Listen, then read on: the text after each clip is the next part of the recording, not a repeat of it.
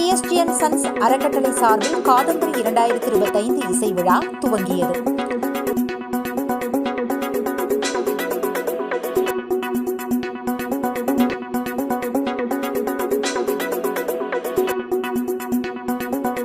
பிஎஸ்ஜிஎன் sons அறக்கட்டளை மற்றும் PSG கலை அறிவியல் கல்லூரியின் இசைத்துறை சார்பில் காதம்பரி 2025 என்னும் இசை விழா பிஎஸ்ஜி மருத்துவமனை கலையரங்கத்தில் நடைபெற்றது. வருகின்ற ஜனவரி 5ஆம் தேதி வரை 4 நாட்கள் நடைபெறுகிறது. ஆண்டுதோறும் ஜனவரி முதல் வாரம் நடத்தப்படும் இந்நிகழ்ச்சியை பிஎஸ்ஜிஎன் சன்ஸ் அறக்கட்டளையின் நிர்வாக அறங்காவலர் கோபாலகிருஷ்ணன் துவக்கி வைத்தார்.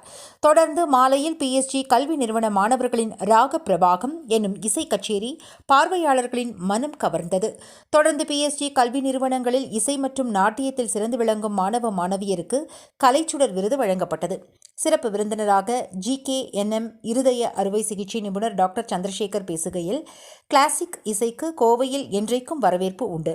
இதுபோன்ற நிகழ்ச்சிகள் இளைஞர்களிடம் இசை சார்ந்த ஆர்வத்தை ஊக்குவிக்கும், அடுத்த கட்டத்திற்கு கொண்டு செல்லும் என்றார். ஜனவரி 3ஆம் தேதி மாலை வராக ரூபம் புகழ் சாய் விக்னேஷ் மற்றும் குழுவினரின் இன்னிசை நிகழ்ச்சி இடம்பெறுகிறது.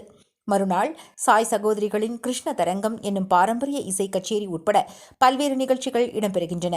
முக்கிய நிகழ்வாக வரும் 5ஆம் தேதி இளம் சாதனையாளர்களுக்கு வழங்கப்படும் யுவகலா ரத்னா விருதினை இசைக்கலைஞர் ஸ்பூர்த்தி ராவிற்கு கலைமாமணி விருது பெற்ற மணி வழங்கி கௌரவிக்கிறார். நேற்று துவங்கிய நிகழ்ச்சியில் பிஎஸ்ஜி சூப்பர் ஸ்பெஷாலிட்டி மருத்துவமனை மருத்துவ இயக்குநர் புவனேஸ்வரன் உட்பட பலர் பங்கேற்றனர்.